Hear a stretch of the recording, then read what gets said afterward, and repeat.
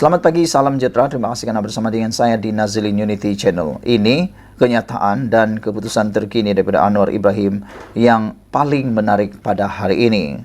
Anwar Ibrahim kata tamadun runtuh kerana nilai dan akhlak tak diberi tumpuan. Kejayaan sesebuah tamadun merupakan hasil pemimpin yang mempunyai hati nurani yang bersih dan tidak hanya bergantung kepada kerangka ekonomi, sosial, pendidikan dan teknologi, kata Perdana Menteri Anwar Ibrahim. Anwar berkata tanpa ciri itu pada pemimpin, sesebuah tamadun akan runtuh sekiranya soal nilai dan akhlak tidak diberi tumpuan dalam agenda pembangunan tamadun. Dalam dunia moden dan teknologi maju, kena ada nilai dan akhlak. Tamadun yang runtuh bukan sebab ekonomi atau sosial, tetapi kerana tiada nilai dan akhlak. Sebab itu tata kelola rosak, kata Anwar Ibrahim lagi. Apabila tata kelola lemah, negara akan jatuh, kata Anwar ketika menyampaikan amanat pada Majlis Ilmu Madani dan sesi dialog Perdana Menteri bersama Pegawai Jabatan Kemajuan Islam Malaysia JAKIM dan Agensi Agama di Sri Perdana di Putrajaya semalam. Anwar berkata sejak beliau memimpin Kerajaan Perpaduan pada November lepas, agenda untuk mengangkat martabat Malaysia di mata dunia menjadi agenda terutamanya dengan dibantu barisan Menteri Kabinet yang mewakili pelbagai kaum dan agama. Saya pegang jawatan ini, Alhamdulillah, dan saya selesa. Saya tak perlu wang berjuta-juta untuk beli harta, kata Datuk Seri Anwar Ibrahim. Saya tidak perlukan itu, tapi saya nak buktikan. Sesungguhnya di Malaysia ini ada Melayu Islam yang berpegang dengan fahaman Islam dan boleh angkat martabat negara, kata beliau yang juga Menteri Kewangan. Menyentuh peranan JAKIM, Anwar berkata, peranan jabatan itu di bawah pimpinannya lebih luas berbanding sebelum ini kerana khidmat nasihat serta pandangan JAKIM diperlukan dalam setiap urusan takbir urus negara dan menyatakan penghargaannya terhadap setiap pandangan yang dikemukakan daripada agensi berkenaan. Majlis Ilmu Madani dan sesi dialog Perdana Menteri bersama pegawai JAKIM yang bermula pukul 6.30 petang itu dihadiri kira-kira 300 pegawai hal ehwal Islam JAKIM dari seluruh negara. Hadirin turut bersolat maghrib berjemaah yang diimamkan oleh Imam Masjid Sultan Mizan Zainal Abidin Zulkifli Adimun, disusuli dengan bacaan doa dan tausiah atau nasihat yang disampaikan oleh Mufti Wilayah Persekutuan Datuk Profesor Madya Dr. Luqman Abdullah, dan kemudiannya mereka menunaikan solat isyak secara berjemaah. Majlis ilmu sedemikian diadakan secara berkala di Seri Perdana, kediaman rasmi Perdana Menteri, sejak diperkenalkan Anwar pada 22 Disember 2022 dengan pengisian tausiah yang disampaikan ulama terkenal dari dalam dan luar negara serta solat secara berjemaah. Antara ulama yang pernah menyampaikan ceramah di majlis berkenan ialah Imam Besar Masjid Al-Aqsa Sheikh Dr. Ekrima Sabri, ulama dari United Kingdom Sheikh Ahmed Muhammad Saad Al-Maliki Al-Azhari Al-Hassani, dan ulama dari Gambia Sheikh Muhammad Haidara Al-Jilani. Sekian dulu untuk kali ini. Jangan lupa tinggalkan komen anda. Sila tekan butang subscribe. Malaysia kita punya, kita jaga sama-sama, cintai Malaysiaku. Kita jumpa lagi. Bye-bye. Selamat pagi, salam sejahtera. Terima kasih kerana bersama dengan saya di Nazilin Unity Channel. Kita baru-baru ini digemparkan dengan pendedahan daripada pihak SPRM yang mana mengatakan bahawa menantu Muhyiddin Yassin telah pun keluar negara dan dianggap sebagai melarikan diri. Sehingga ini menimbulkan polemik besar yang mana ia melibatkan Interpol.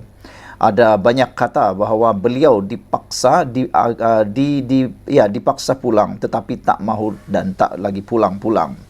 Walaupun menantu Muhyiddin sudah menafikan dan menyatakan bahawa beliau bukan melarikan diri, tetapi beliau melaksanakan tugasan di sana dan akan pulang bila tiba waktunya. Namun SPRM mengklasifikasikannya sebagai melarikan diri kerana tak pulang apabila dikehendaki. Dan menantu Muhyiddin kata dia akan pulang kalau dia tidak tidak didakwa dan tidak ada penyalahgunaan keadilan, kata beliau lagi. Oleh sebab itu kita digemparkan sekali lagi daripada Harapan Daily dengan keputusan terkini berkaitan dengan Muhyiddin Yassin apabila notis merah Interpol untuk menantu Muhyiddin sedang dilengkapkan.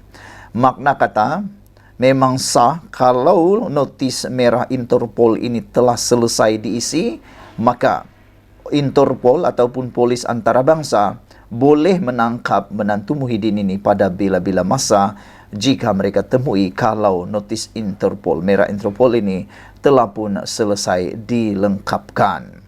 Permohonan notis merah Interpol ke atas dua individu termasuk menantu bekas Perdana Menteri Tan Sri Muhyiddin Yassin, Datuk Seri Muhammad Adlan Berhan masih dalam proses dilengkapkan. Timbalan Ketua Polis Negara Datuk Seri Ayub Khan Maidin Pece berkata, terdapat beberapa isu teknikal yang kini masih dalam proses dikemaskini SPRM. Apabila kami dapat lengkapkan ia, notis merah Interpol, kami akan buat permohonan rasmi dengan Interpol kepada Interpol kembali.